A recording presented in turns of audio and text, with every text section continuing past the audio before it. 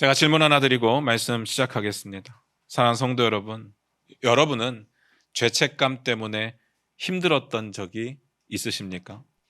제가 여러분의 얼굴을 이렇게 딱 뵈니까 너무나도 선하게 생기셔서 평생을 죄 한 번 안 짓고 사셨을 것 같은데, 그래서 제가 이런 질문을 드리는 게 너무나도 죄송하기도 하지만 그래도 용기 내서 한번 여쭤봅니다. 여러분, 죄를 지어보신 적이 있으십니까?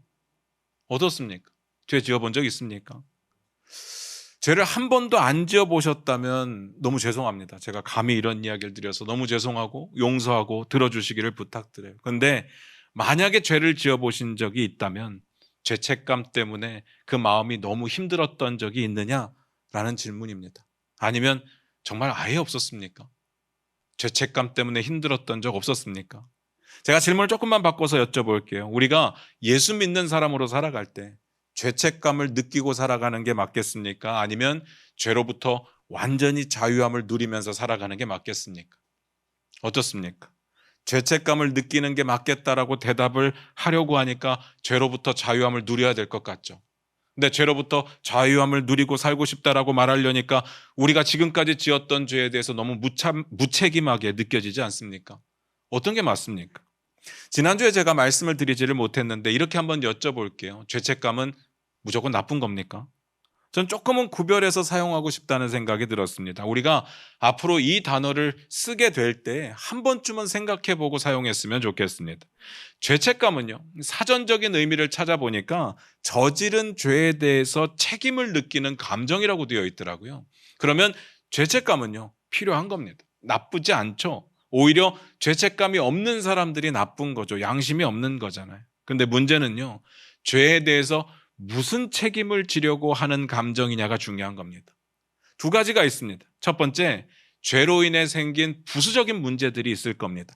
그걸 해결하고자 하는 책임감이라면 좋은 겁니다.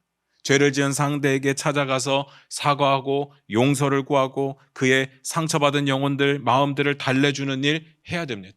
만약에 내가 실수로든 고의로든 물질적으로 물리적으로 피해를 줬다면 그거 갚아줘야 됩니다. 율법에 보면요, 무슨 죄는 뭐로 갚고 무슨 죄는 뭐로 갚고 하는 내용이 엄청 기록되어 있거든요. 이건 당연한 겁니다. 이런 죄책감이라면 얼마든지 환영합니다. 가지셔도 됩니다. 그런데 문제는 두 번째죠. 죄 값을 해결하고자 하는 죄책감, 책임감, 이게 문제인 겁니다. 세상 법으로는 당연히 책임져야 됩니다. 근데 제가 말씀드리고 싶은 건요, 하나님의 관계 안에서의 이야기지 세상 법에 관한 이야기가 아닙니다. 앞에 것도 마찬가지입니다. 어떤 사람들은요, 스스로 죄의 문제를 해결할 수 있다고 믿습니다. 그래서 어떤 죄를 짓게 되면 더 많은 선한 행위와 더 많은 율법적인 행위들을 열심히 살아내려고 노력을 하죠. 스스로에게 율법의 무게를 지우려고 합니다. 선한 더 많은 일을 하고 의로운 더 많은 일을 하다 보면 자신의 과오를 어느 정도 보상해 나갈 수 있지 않을까, 만회할 수 있지 않을까 생각을 하는 겁니다. 선한 일을 행하는 거, 의로운 율법을 행하는 거 나쁘지 않습니다. 당연히 해야 되는 거죠. 그렇지만 그걸 가지고 내가 지은 죄를 해결할 수 있다, 지금 내가 해결하고 있다라고 생각하는 부분에 대해서는 교만이라고 말씀을 드리는 겁니다. 그런데 정말 많은 사람들이, 정말 대부분의 사람들이 어떤 죄를 지었을 때 참회하는 마음으로 이렇게 반응하는 겁니다. 내가 좀 더 착한 일을 많이 해야 되겠다. 내가 좀 더 율법적으로 의로운 삶을 살아야 되겠다. 그렇지만 아무리 선을 행해도 우리의 죄값은 해결이 안 됩니다. 죄값을 건드릴 수는 없어요. 죄값부터 해결하고 선을 행하고 의로운 일을 행해야 될 줄로 믿습니다. 그러면 성경에서 말하는 정답은 뭘까? 정답이 뭘까요? 요한일서 1장 9절인데 우리 화면 보시면서 같이 한번 읽어보도록 하겠습니다. 만일 우리가 우리 죄를 자백하면 그는 미쁘시고 의로우사 우리 죄를 사하시며 우리를 모든 불의에서 깨끗하게 하실 것이요. 죄를 지었다면요, 죄의 문제를 가지고 주님 앞에 나아가야 됩니다. 주님 앞에 겸손하게 무릎 꿇고 용서를 구해야 됩니다. 늘 말씀드리는 게 있는데, 죄라고 하는 것은요, 우리가 누구한테 죄를 지었어도 그건 하나님께 죄를 지은 겁니다. 여러분, 이거 이해하고 계십니까? 제가 만약에 누군가의 마음에 상처를 줬다면 당연히 그 사람에게 잘못한 게 맞아요. 그리고 그 사람에게 용서를 구해야 되고 그 사람의 마음을 달래줘야 됩니다. 그런데 그게 끝이 아니에요. 그 사람의 마음을 아프게 했다면 그건 곧 하나님께 죄를 지은 겁니다. 그러니까 하나님께도 회개해야 되는 거죠. 하나님께 용서받아야 되는 겁니다. 이걸 대부분 놓치고 살아가죠.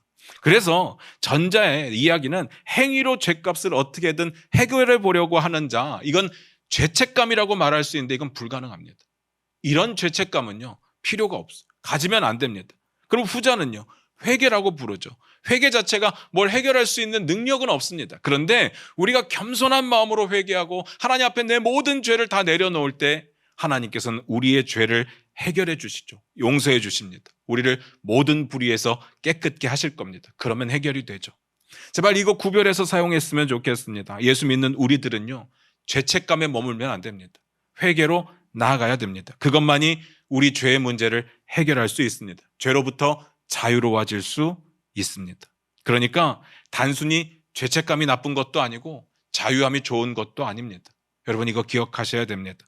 어떤 죄책감을 느끼느냐, 어떻게 자유함을 누리고 있느냐가 중요한 거죠. 회개가 빠져버린 자유함은요, 무책임입니다. 회개가 빠져버린 죄책감은 교만함입니다. 이걸 꼭 기억해 주시길 부탁드립니다. 오늘 본문 말씀 같이 보면서 그 이야기 나눠보도록 하겠습니다. 마태복음 12장 1절입니다.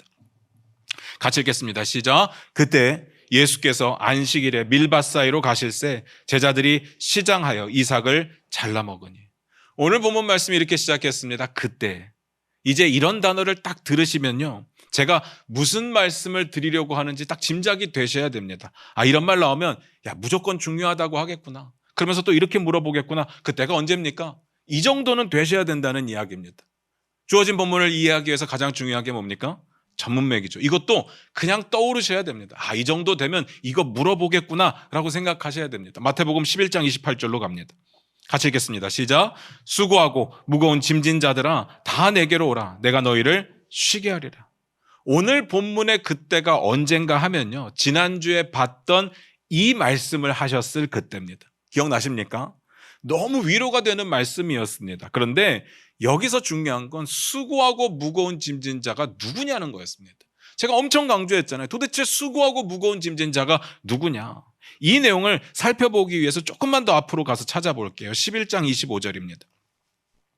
같이 읽겠습니다. 시작. 그때 예수께서 대답하여 이르시되 천지의 주제이신 아버지여, 이것을 지혜롭고 슬기 있는 자들에게는 숨기시고 어린아이들에게는 나타내심을 감사하나이다. 지혜롭고 슬기 있는 자들에겐 숨기셨어요. 어린아이들에겐 나타내셨습니다. 그렇다면 여기서 질문입니다. 수고하고 무거운 짐진 자들은 둘 중에 누굽니까? 지혜롭고 슬기 있는 자들입니까? 아니면 어린아이들이었습니까? 당연히 어린아이들이죠. 그들에게 나타내셨다잖아요. 지혜롭고 슬기 있는 자들은 그 전 이야기에 엄청 책망하셨다고 말씀을 드렸어요. 정말 살벌하게 책망을 하셨습니다. 그들은 진짜 지혜가 있는 사람들이 아니었어요. 진짜 슬기로운 사람들이 아니었습니다. 스스로 그렇게 착각하고 있는 교만한 사람들이었거든요. 그렇다면 어린아이들도 문자 그대로 어린아이는 아니었어요. 어떤 사람이었습니까? 겸손한 자들. 겸손하게 하나님 앞에 무릎 꿇는 자들, 겸손하게 하나님 앞에 내 모든 죄를 내려놓고 회개하는 자들, 그런 사람들이었습니다. 그렇다면 그들이 왜 수고하고 무거운 짐진 자였느냐? 상황도 그랬고 죄의 문제에 대한 부분도 그랬습니다. 이스라엘이 멸망했잖아요. 나라를 잃었습니다. 남의 나라의 지배를 받고 있습니다. 사는 것이 녹록지 않았습니다. 삶이 너무 힘들었습니다. 가난도 했고 질병도 어떻게 해결할 수가 없었습니다. 그것도 너무 힘들었는데 그들을 더 힘들게 만드는 사람들이 있다고 했습니다. 누굽니까? 종교 지도자들. 종교 지도자들이 뭘로 더 힘들게 했느냐? 율법입니다. 율법은요, 우리의 죄를 깨닫게 하는 것이어야 되는데 그들은요, 계속해서 정죄함으로써 죄책감을 가득 실어줬습니다. 사람들을 회개로 인도하고 하나님이 주시는 회복과 평안함을 경험하게 만들어야 되는데 그런 건 없고요. 항상 정죄하는 겁니다. 항상 죄책감만 주는 겁니다. 그래서 이 이야기를 듣는 사람들이 항상 죄책감에 찌들려 있었습니다. 그래서 말씀을 하신 거예요. 수고하고 무거운 짐진 자들아 다 내게로 오라. 내가 너희를 쉬게 하리라. 여기까지 기억나십니까? 어쨌든 그때입니다. 다시 한번 볼까요? 마태복음 12장 1절입니다. 같이 읽겠습니다. 시작. 그때 예수께서 안식일에 밀밭 사이로 가실새 제자들이 시장하여 이삭을 잘라 먹으니. 예수님께서 안식일에 밀밭 사이로 걸어가셨답니다. 뭔가 불안합니다. 뭐가 불안하냐면요, 안식일이라잖아요. 이 안식일이 나오면 이거 진짜 건드리기 힘든 용어이기 때문에 불안해지는 겁니다. 유대인들은요, 수많은 율법들을 다 중요하게 여겼지만 그 중에서 딱 두 가지, 이 두 가지는 진짜 중요하게 여겼는데 그 두 가지가 뭐냐면 안식일과 할례입니다. 이 안식일과 할례의 율법은요, 하나님의 백성들과 그렇지 않은 족속들을 구분짓는 기준이 되었습니다. 그러니까 안식일에 예수님께서 밀밭 사이로 가셨다? 요거 긴장하고 보셔야 되는 내용입니다. 그 다음 내용이 뭡니까? 제자들이 배가 고파서 이삭을 잘라 먹었답니다. 문제가 될까요? 남의 밭에 이삭을 잘라 먹었는데 문제가 전혀 안 됩니다. 지금의 우리나라라면 문제가 돼요. 지금의 우리나라라면 진짜 지나가다 상추 한 장만 떼먹어도 철컹철컹합니다. 감옥 갈 수밖에 없어요. 그런데 2000년 전 유대 땅이라고 한다면 아무 문제가 없어요. 율법에 보면요, 가난한 자들은 그럴 수 있었습니다. 밭에 가서, 남의 밭에 가서 배고프면 따먹을 수 있었습니다. 물론 가서 다 가지고 오면 안 되지만 내 배고픔을 해결하기 위해서 남의 밭에 들어갈 수가 있었어요. 그건 용납이 되었습니다. 그래서 율법에는요, 아예 가난한 자들을 위해서 반 모퉁이는 추수를 하지 말라고 이야기합니다. 열매를 거둘 때 남아있는 것들 다 떼지 말라고 이야기합니다. 그게 하나님 나라의 통치 방식이었습니다. 모두가 다 함께 살아가는 거. 그럼 뭐가 문제가 됩니까? 문제될 게 없어요. 그런데 문제가 되는 겁니다. 마태복음 12장 2절을 같이 읽겠습니다. 같이 읽겠습니다. 시작. 바리새인들이 보고 예수께 말하되 보시오, 당신의 제자들이 안식일에 하지 못할 일을 하나이다. 바리새인들이 봤대요. 뭘 봤습니까? 제자들이 밀밭 사이로 걸어가면서 이삭을 잘라 먹는 걸 본 거예요. 근데 어쩌라고요? 그럼 어쩌라는 겁니까? 바리새인들이 예수님께 이렇게 이야기를 합니다. 당신의 제자들이 안식일에 하지 못할 일을 했습니다. 앞에서 제가 뭐라고 말씀드렸는가 하면 제자들이 시장에서 남의 밭에 들어가서 밀이삭 뜯어먹는 거 괜찮다고 했습니다. 그 정도는 율법에서 허용하는 범위라고 말씀을 드렸어요.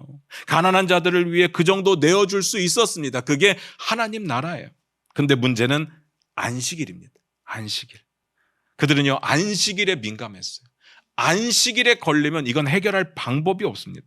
여기서 이해를 돕기 위해서 하나만 짚고 넘어갈게요. 바리새인들이 예수님께 이렇게 말을 합니다. 당신의 제자들이 안식일에 하지 못할 일을 합니다. 하지 못할 일이라고 얘기했어요. 이건 부정형이니까 그냥 긍정형으로 바꾸면 할 일이라는 뜻인데 이게 번역을 굉장히 잘하기는 했는데 원어의 느낌을 그대로 살리지는 못했어요. 조금 부족합니다. 오늘 내용과 관련해서 동일한 단어가 여러 번 쓰이는데 10절을 한번 찾아서 읽어볼게요. 마태복음 12장 10절입니다. 같이 읽겠습니다. 시작. 한쪽 손 마른 사람이 있는지라 사람들이 예수를 고발하려 하여 물어 이르되 안식일에 병 고치는 것이 옳으니까. 이 할 일, 하지 못할 일에 해당되는 단어가 여기서도 쓰였는데 어떤 단어겠어요? 옳으니까. 예, 부정형으로 쓰인 겁니다. 12절도 볼까요? 같이 읽겠습니다. 시작. 사람이 양보다 얼마나 더 귀하냐? 그러므로 안식일에 선을 행하는 것이 옳으니라 하시고 여기서도 옳으니라의 부정형이죠. 이 단어는요, 옳다라는 뜻이 맞습니다. 다만 정확하게 번역을 하면 합법하다라는 뜻입니다. 율법이 허용하는 범위에 들어있다라는 뜻입니다. 이게 부정형이 되면 들어있지 않다라는 뜻이겠죠. 제가 여기서 말씀드리고 싶은 건 율법이 그렇다면 할 말이 없어요. 안식일에 밀 이삭 까서 먹는 거 안 된다고 율법에 정해 있으면 어쩔 수가 없습니다. 이때는요, 방법이 없어요. 그런데 저는 궁금한 겁니다. 정말 그럴까요? 정말 율법에, 정말 성경에 이런 이야기까지 기록되어 있을까? 지나가다가 밀이삭 조금 뜯어 먹으면 안 된다, 이런 내용이 성경에 기록되어 있을까? 정말 율법에 비추어 볼 때 이게 죄일까요? 배고파 죽겠는데? 어떻게 생각하십니까? 바리새인들이 지적하는 불법적인 부분이 두 가지나 있습니다. 일단 밀밭 사이로 걸어간 건 괜찮아요. 원래요, 안식일에 900m에서 한 1000m 정도는 그 이상은 못 걸어가게 되어 있거든요. 근데 그 정도는 안 걸으셨나 봐요. 그러니까 거기에 대해서는 뭐라고 안 하죠. 그러면 밀을 잘라 먹은 게 문제라는 건데 도대체 우리가 보기에는 큰 문제가 없는데 뭐가 문제일까? 바리새인들의 시각에서 설명을 드릴게요. 밀을 잘랐으니까 추수를 한 겁니다. 뭐 몇 개를 뜯어 먹었든 추수를 한 거예요. 그리고 그걸 먹었다고 했잖아요. 밀을 뜯어서 그냥 먹었겠습니까? 껍질 까서 먹었겠죠? 누가복음에 보면 비벼서 먹었다고 되어 있으니까 까서 먹었을 거예요. 탈곡입니다. 율법에 보면요, 안식일에 추수도 하면 안 되고 탈곡도 하면 안 됩니다. 그러면 어쩔 수 없죠. 율법이 그렇다고 하면 할 말이 없습니다. 그런데 제가 궁금한 건 이거예요. 이게 진짜 추수일까요? 이게 진짜 탈곡일까요? 해도 너무하지 않습니까? 도대체 추수는 어디서부터 어디까지가 추수고 탈곡은 어디서부터 어디까지가 탈곡일까? 그리고 제자들이 먹으면 얼마나 많이 먹었을까요? 그거 센 건데 미리삭 센 거를 먹어봐야 얼마나 많이 먹었을까요? 정말 추수라고 말할 만큼 먹었을까요? 탈곡이라고 말할 만큼 비벼서 먹었을까요? 정말 이런 게 추수고 탈곡이라고 율법에 정해져 있고 기록되어 있을까? 그렇지 않다는 겁니다. 성경에는요, 이런 디테일한 내용이 없어요. 그냥 안식일을 거룩하게 지키고 일하면 안 된다라고만 되어 있습니다. 그러면 이건 뭐예요? 이건 뭡니까? 아까 말씀드렸듯이 하루에 800m, 900m, 1000m 가면 안 되고 이렇게 미리삭 뜯어 먹으면 안 되고 이런 것들을 누가 정해 놓은 겁니까? 지들이 정한 겁니다. 서기관들, 바리새인들 지들이 정한 거예요. 서기관들은요, 안식일에 하지 말아야 될 일들에 대해서 구체적으로 정하고 싶어 했습니다. 사람들이요, 유대인들이 이 안식일 율법에 대해서 고민하지 않도록 한 가지 한 가지 모든 경우의 수에 해서는 안 되는 일들을 정해주고 싶어 했어요. 그런데 또 중요한 건 바리새인들이 이 부분에서 서기관들과 뜻을 같이 했습니다. 오늘 본문을 중심으로 어제 오늘 정했다는 이야기가 아니라 오랜 기간 동안 정해왔습니다. 그래서 하면 안 되는 일들의 뼈대를 세워나간 거예요. 중요한 건요, 누가 그들에게 그런 권위를 줬느냐라는 겁니다. 누가 율법을 이런 식으로 해석하고 율법의 범위를 이렇게 정할 수 있도록 허락을 했을까? 한번 고민해 보시기 바랍니다. 아무도 안 줬어요. 아무도 허락하지 않았습니다. 다만 자기네들이 스스로 한 거예요. 지들이 공부를 좀 했으니까, 지들이 좀 더 많은 것을 알고 있으니까 자기네들끼리 모여서 자, 지금부터 이 율법은 이렇게 해석하는 게 맞아, 이 범위를 정해주는 게 맞아, 이렇게 했다는 겁니다. 여기서 벗어나는 건 다 죄야, 이렇게 하나하나 정해버렸습니다. 그렇게 해놓고 여기서 벗어나는 사람이 있으면 언제든지 찾아가서 너 죄인이라고 정죄를 하는 거죠. 사람들은 거기에서 벗어날 수가 없는 거예요. 잘 알지도 못하고 잘 지키는 사람들이 죄인이라고 말하니까 늘 죄책감에 빠져 있는 겁니다. 물론 자기네들은 잘 지켰을 겁니다. 자기네들이 정했으니까요. 자기네들이 잘 알고 있고 자기네들이 잘 지킬 수 있을 만큼 정했겠죠. 그러니까 우리는 잘 지키는데 니네는 뭐냐? 우리는 의인인데 니네는 죄인이다. 이렇게 나가는 거죠. 이건요, 하나님이 주신 권위로 해석하는 게 아니에요. 지들이 만들어낸 방법으로 얻어낸 가짜 권위입니다. 짝퉁 권위예요. 이렇게 말씀하실 수 있어요. 목사님 신경 쓰지 마세요. 원래 그런 사람들이에요. 그럴 수 있죠. 무시하면 되지 않습니까? 그런데 이게 무시할 수가 없는 게, 여러분 혹시 기억나십니까? 공회. 제가 한번 설명드렸잖아요. 예수님께서 제자들이 복음을 전하다가 겪게 될 상황 가운데 공회로 끌려갈 수도 있다고 이야기를 했는데 그 공회에서 뭘 하느냐? 40에 하나 감한매를 때릴 수 있다고 했습니다. 이거 신경 안 써도 될 이야기일까요? 여러분 39대 맞아보셨습니까? 이게 죽지 않을 만큼 때렸다는 이야기예요. 딱 죽기 직전까지 때렸다는 이야기예요. 이거 신경 안 쓸 내용이 아니죠. 그리고 오늘 본문 다음에 보면요, 12장 14절에 보면 바리새인들이 이런 의논을 합니다. 예수를 어떻게 죽일까를 의논해요. 지들끼리 의논한 것으로 끝난 게 아니라 성공합니다. 예수님을 실제로 죽게 만들잖아요. 근데 어떻게 신경을 안 써요? 이 정도면요, 조폭이죠. 그렇지 않습니까? 종교 카르텔? 너무 무섭잖아요. 제가 왜 무섭다고 이야기를 하고 이런 이야기를 하는가 하면요, 우리야 그러지는 않겠지만 그때 당시 유대인들이 느꼈던 감정을 한번 느껴보시라는 겁니다. 먹고 살기도 힘든데, 건강의 문제도 힘든데 이 종교 지도자들이라고 불리는 사람들이 항상 정죄하면서 죄책감을 주는 거예요. 이 죄책감에서 벗어날 방법이 없어요. 그리고 죽음도 두려운 거죠. 그 무게감이 어마어마했다는 이야기입니다. 그래서 예수님께서 말씀하시는 거예요. 수고하고 무거운 짐진 자들아 다 내게로 오라. 내가 너희를 쉬게 하리라. 자, 이 문제에 대해서 지금부터 예수님께서 대답을 하실 겁니다. 그런데 진짜 중요한 게 있어요. 우리가 절대로 놓치면 안 되는 부분이 있는데, 예수님께서 바리새인들과 동등한 입장에서 제자들을 변호해 주시는 내용이 아니에요. 예수님께서 바리새인들과 동등한 입장에서 어떤 주제를 가지고 논쟁하시는 내용이 아닙니다. 진짜 중요합니다. 그럼 뭘까? 지금부터 그 이야기를 드릴 겁니다. 예수님이 하신 이야기가 세 가지예요. 첫 번째, 마태복음 12장 3절 4절입니다. 같이 읽겠습니다. 시작. 예수께서 이르시되 다윗이 자기와 그 함께한 자들이 시장할 때 한 일을 읽지 못하였느냐? 그가 하나님의 전에 들어가서 제사장 외에는 자기나 그 함께한 자들이 먹어서는 안 되는 진설병을 먹지 아니하였느냐? 예수님께서요, 다윗의 이야기를 꺼내셨어요. 다윗과 함께한 소년들이 배가 너무 고프니까 성막에 들어가서 진설병을 같이 먹었습니다. 그 내용이 사무엘상에 나와요. 여기서는 성경에서는 전이라고 되어 있으니까 다윗 시대엔 성전이 아직 안 만들어졌거든요. 그러니까 성막이 맞을 겁니다. 그 사건을 말씀하셨어요. 사무엘상 21장에 나오는 내용인데 찾아보지는 않을 겁니다. 시간 관계상. 정확하게 말씀드리면 이 내용을 찾아보면 어떤 내용이 있는가 하면 아히멜렉이라고 하는 제사장이 있었어요. 근데 그가 다윗을 만난 겁니다. 근데 이 다윗이요, 사울에게 쫓기고 있었고 너무 배가 고파하니까 줄 게 없으니까 진설병을 이렇게 갖다 준 겁니다. 근데 문제는요, 이 진설병을 누가 먹을 수 있느냐? 제사장만 먹을 수 있습니다. 근데 다윗이 먹었던 거예요. 진설병이 뭔가 하면 12지파를 상징해서 떡을 12개를 굽습니다. 그럼 매 안식일마다 이 12개를요 이렇게 진열을 하는 겁니다. 전시를 하는 거예요. 그리고 일주일 동안 놔두는 거죠. 그리고 또 다른 안식일이 시작되면 12개의 그 떡을 진열해 놨던 것들을 다 걷어옵니다. 그리고 새로운 12개의 떡을 놔두죠. 그러면 이 12개의 떡 걷어온 걸 어떻게 하느냐? 버리지 않습니다. 제사장들이 먹는 겁니다. 그런데 다윗에게 줬어요. 다윗은 제사장이 아니거든요. 먹으면 안 되는데 먹었습니다. 이게 엄청난 죄예요. 근데 사실 이건 안식일의 법은 아니에요. 제사장에 관련된 율법인데 이 제사에 관련된 율법은요 엄청 까다롭고 엄청 무거운 죄입니다.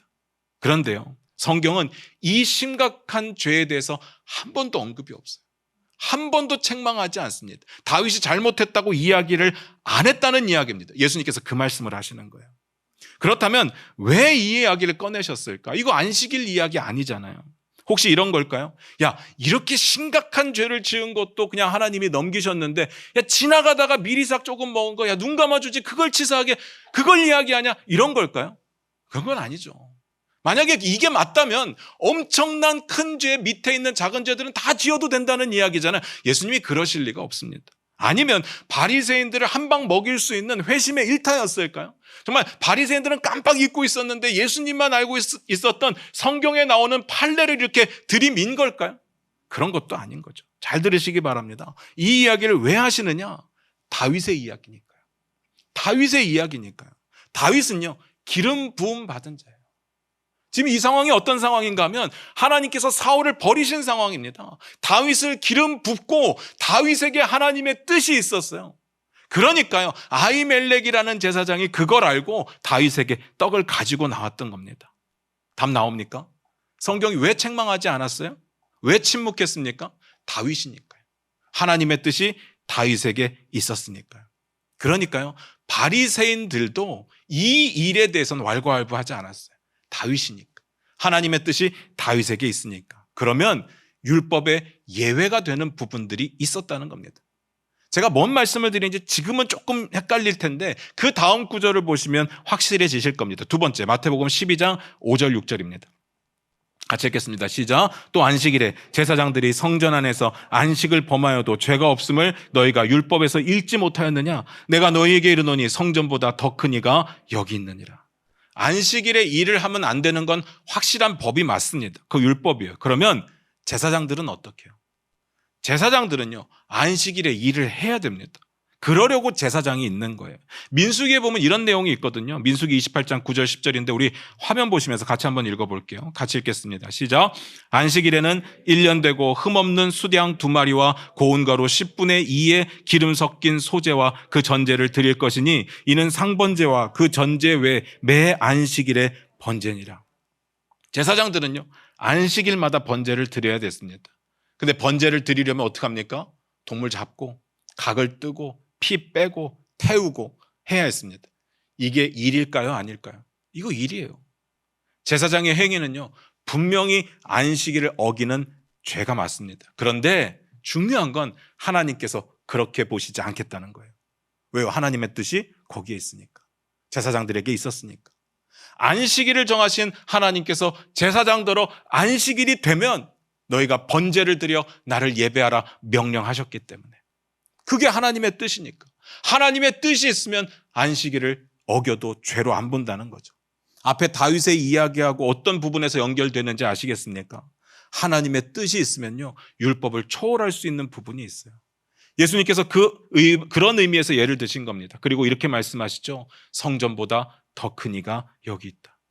성전보다 더 큰 이가 여기 있다. 이 성전보다 더 큰 이는 자신을 말하는 거예요. 그리고 이 뜻이 뭔지 아시겠습니까? 한번 상상을 해보시기 바라요. 성전은 어떤 곳입니까? 하나님께 예배드리는 곳이고 하나님의 영광이 드러나는 곳이에요. 세상에 어떤 건축물도 하나님의 영광을 담을 수 있는 건축물은 없습니다. 감히. 그런데 하나님께서 성전만큼은, 성막만큼은 내 영광을 보이겠다, 거기에 내 이름을 두겠다 해서 이 성전은요, 세상 어떤 것과도 비교가 안 되는 가장 가치 있는 것이 되었습니다. 세상에는 없어요. 이거보다 더 가치 있는 게 없어요. 더 권위 있는 게 없어요. 그런데 딱 한 분 계시죠. 그걸 정하신 하나님. 그러니까 성전보다 더 큰 이가 여기 있다라는 이야기의 뜻은요, 내가 하나님이다 라는 뜻입니다. 뭔 말인지 아시겠습니까? 한마디로 율법을 만드신 분, 율법을 초월해 계신 분, 율법을 해석하고 범위를 정할 수 있는 유일한 분, 예수 그리스도 하나님이시라는 이야기입니다. 무슨 말인지 아시겠습니까? 바리새인들은 아니에요. 서기관들은 그럴 자격이 없어요. 그럴 권위가 없어요. 지들이 뭔데요? 그 이야기 하시는 겁니다. 이거 진짜 중요한 이야기예요. 세 번째, 마태복음 12장 7절입니다. 같이 읽겠습니다. 시작. 나는 자비를 원하고 제사를 원하지 아니하노라 하신 뜻을 너희가 알았더라면 무죄한 자를 정죄하지 아니하였으리라. 예수님께서 계속해서 말씀하시는 게 뭐냐면요, 하나님의 뜻이 더 중요하다. 내가 하나님이니까 내 뜻이 훨씬 더 중요하다. 이 이야기를 계속하는 거예요. 그런데 이 안식일에 율법을 주신 하나님의 뜻이 뭐예요? 뭐겠습니까? 율법을 통해서 하나님이 이루시고자 하는 게 뭐겠습니까? 하나님의 사랑과 은혜라는 이야기예요. 여기서는 뭐라고 표현했는가 하면 자비라고 표현했습니다. 나는 자비를 원한다. 죄를 깨닫고 하나님의 사랑과 은혜 없이는 살 수 없음을 깨닫고 인정하는 사람들에게 사랑을 주기를 원하고 은혜를 베풀기를 원하고 자비를 주기를 원한다. 그 이야기를 하시는 거예요. 로마서 3장 20절 우리 화면 보시면서 같이 한번 읽어볼까요? 같이 읽겠습니다. 시작.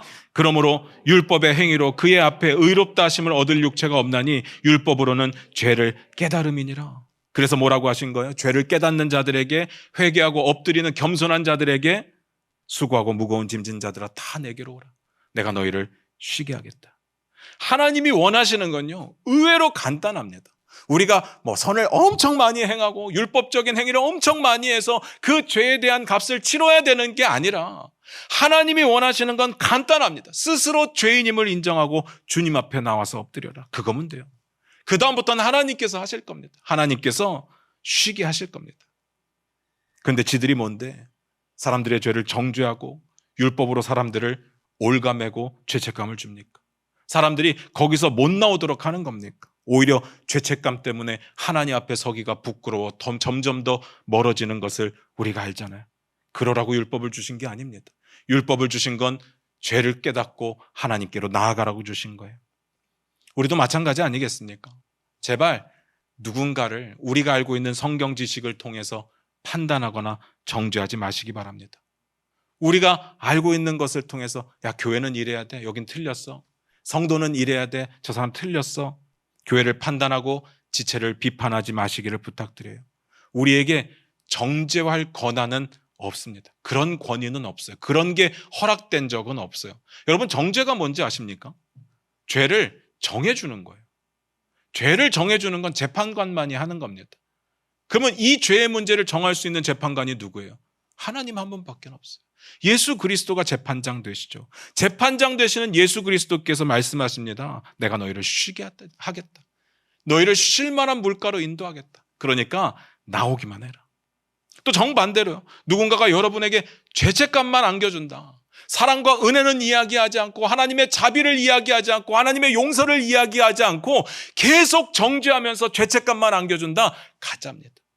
이 죄의 문제를 해결하기 위해서 또 다른 걸 요구하면서 그것으로 갚아나가야 된다라고 이야기를 한다. 다 가짜입니다. 그게 헌금이 됐던 봉사가 됐던 어떤 행위가 됐던 내 죄값을 해결하기 위한 어떤 것을 요구하고 있다면 다 가짜예요.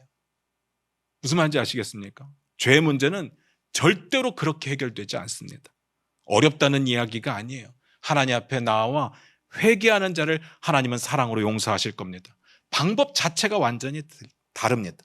어떻게 하다 보면 좋은 일이니까 열심히 하다 보면 하나님께서 인정해 주시겠지. 절대로 아닙니다. 완전히 방법이 달라요. 지극정성으로 하다 보면 나도 되겠지. 절대로 안 됩니다. 하나님의 방식은요, 예수 그리스도 외에는 없어요. 회개 외에는 없습니다. 결론입니다. 마태복음 12장 8절 같이 읽겠습니다. 같이 읽습니다. 시작. 인자는 안식일의 주인이니라 하시니라. 여기서 인자는요, 그리스도. 결국은 예수 그리스도가 안식일의 주인이시죠. 그 이야기입니다. 안식일에 관련된 율법을 만드신 분이시고 그 율법을 또 초월해 계신 분이시고 그 율법을 해석하실 수 있는 분이시고 그 범위를 정하실 수 있는 분이십니다. 그래서 안식일의 주인이죠. 그러면요, 그 안식일의 주인이 원하는 게 뭐예요? 그 안식일의 주인이 정말 하나님의 뜻을 이루고자 하는 게 뭐예요? 쉼이라고요. 평안입니다. 회복입니다. 여러분 한번 생각해 보셨습니까? 안식일의 목적이 뭐겠습니까? 질문이 어렵습니까? 안식일의 목적이요. 안식입니다. 이 안식이라고 하는 말은 우리가 흔히 알고 있는 히브리어 샬롬입니다. 이 샬롬은요, 그냥 마음이 조금 평안해지고 평화를 느끼는 그런 감정을 이야기하는 것이 아니라 전인격적인 삶의 평안함을 이야기하는 겁니다. 전인격적인 샬롬을 이야기하는 겁니다. 하나님과의 관계가 회복되고 하나님 안에서 평안을 누리고 또 하나님이 주시는 힘을 얻어서 살아갈 힘을 얻는 거, 그게 샬롬이에요. 안식일을 주신 목적은 서로 판단하고 정죄하라는 게 아닙니다. 주님 안에서 안식하라는 이야기예요. 그런데 사람들이 자기만 생각하고 하나님의 안식을 믿지 못하니까 자꾸 일하고 자꾸 일만 하기 때문에 안식일에 관련된 율법을 주신 겁니다. 사람이요, 안식일이 되면 오히려 죄책감에 빠지는 건 왜 그럴까요? 논리적인 논쟁은 의미가 없습니다. 안식일의 주인 되시는 이가 말씀하시는 거예요. 나는 사랑을 주기를 원한다. 나는 은혜를 베풀기를 원한다. 나는 자비를 주기를 원한다. 너희를 쉬게 하고 싶다. 뭐로부터요? 죄책감으로부터. 전인격적인 샬롬이라고 했으니까 이 문제가 해결되면 내 삶의 모든 부분에서 하나님이 주시는 평안함을 누리게 되는 거죠. 무슨 말인지 아시겠습니까? 사랑하는 성도 여러분, 혹시 여러분을 짓누르는 죄책감이 있습니까? 여러분이 지금까지 과거에 지었던 어떤 죄 때문에 그것 때문에 벗어날 수 없는 그런 아픔이나 심각한 상태에 빠져 있는 경우는 없습니까? 저는 이런 이야기를 할 때마다 생각나는 게 있는데요. 제 아들을 아주 어렸을 때 많이 혼냈었습니다. 그래서 제가 설교하기 직전이 되면 이상하게 그 생각이 떠올라요. 그래서 너무 미안한 거예요. 그러면서 마음속에 드는 생각이 뭔가 하면요, 야, 네가 아들한테도 그렇게 했는데 앞에 나가서 설교할 수 있겠어? 라는 마음이 드는 거예요. 다 맞는 이야기잖아요. 아니 아들한테도 제대로 못하는 사람이 이렇게 많은 사람들 앞에서 무슨 설교를 합니까? 그런데요, 잠깐 생각해 보면 이게 하나님이 주시는 그 마음이 아니라 사단이 주는 마음이에요. 하나님은요, 우리의 모든 죄를 깨끗게 하시는 분입니다. 이 죄책감 때문에 아무것도 못하게 하시는 분이 아니에요. 제가 아들에게 장문의 문자를 썼습니다. 아빠가 너 어렸을 때 이렇게 한 거 너무 미안하다. 너무 미안하다. 아빠가 처음이어서 잘 몰라서 그랬어. 용서해 줄래? 우리 아들이 답장을 썼습니다. 왜 그래? 정말 너무나도 간단하게 왜 그래? 라고 답장을 쓰더라고요. 그 말 한마디에 다 들어있겠죠. 나중에 물어봤습니다. 기억이 안 난대요. 일부러 잊은 건지 잊어준 건지는 모르겠지만 잊어줬습니다. 근데 더 놀라운 건 뭔지 아세요? 하나님은요, 이렇게 회개하는 저에게 이 죄에 대해서 더 이상 묻지 않아요. 이거를 계속해서 생각나게 하는 건요, 사단의 역사입니다. 사단의 역사예요. 이 죄책감의 무게를 견디지 못하도록, 그래서 아무것도 할 수 없도록 만드는 건 사단의 역사예요. 하나님은요, 회복하기를 원하세요. 안식을 주기를 원하십니다. 용서하기를 원해요. 여러분의 죄가 뭔지는 모르겠어요. 어떤 죄를 지었었는지는 모르겠어요. 그런데 그 죄가 아무리 크더라도 하나님의 사랑에서 벗어날 수 있는 죄는 없어요. 하나님의 용서함에서 벗어날 수 있는 죄는 없어요. 하나님께 가지고 나오시길 바랍니다. 다 내려놓으시기를 바랍니다. 하나님이 원하시는 건 뭐냐? 내가 너희를 쉬게 하리라. 쉬게 하시겠다고 이야기를 하는 겁니다. 이렇게 한번 생각을 해볼까요? 여러분, 밖에 나갔다 들어오면요, 씻고 주무시죠? 아닙니까? 여러분, 뭐 한 두세 명만 고개를 끄덕 씻고 주무시죠? 그래도 아닙니까? 아니, 저는 그래요. 저는 밖에 나갔다 들어오면 일단 씻어요. 뭐 세수도 하고 땀을 좀 흘렸으면 샤워도 하고 이도 닦고 다 합니다. 그러고 자요. 왜요? 찝찝하니까요. 어디서 뭘 만졌는지 모르잖아요. 어떤 세균이 나에게 붙어 있을지 모르잖아요. 더러워서 그냥 못 자겠어요. 그런데요, 한번 생각을 해보시기 바라요. 여러분, 살면서 하루에 내 몸에 더러운 것이 묻었으면 옷도 갈아입고 씻고도 했는데 여러분이 하루를 살아가면서 지었던 죄는 괜찮았습니까? 그거 안 더럽습니까? 그건 괜찮습니까? 친숙합니까? 그래서 그냥 자도 돼요? 우리는요, 날마다 죄를 짓습니다. 그 날마다 짓는 죄들을 그냥 우리는 무감각하게 넘겨버렸지만 하나님은요, 우리의 지은 죄에 대해서 회개하기를 원하십니다. 그게 그 순간이든 잠들기 직전이든 그 모든 문제를 하나님 앞에 내려놓고 회개하기를 원하십니다. 그때 하나님은요, 아이고 너 왜 그랬어? 라고 하시는 게 아니라 사랑을 주기를 원하시고 용서하기를 원하시고 품어주기를 원하시고 세워주기를 원하시고 하나님 안에서 회복되기를 원하십니다. 사랑하는 성도 여러분, 회개하고 주무세요. 회개하고 주무셔야 됩니다. 이 닦는 것보다, 세수하는 것보다 더 중요한 거 회개하고 주무십시오. 사랑하는 성도 여러분, 주님 앞에 내려놓으면 깨끗함을 얻습니다. 평안함을 얻습니다. 쉼을 누리게 될 겁니다. 진정한 자유가 그 가운데 있습니다. 기도하겠습니다.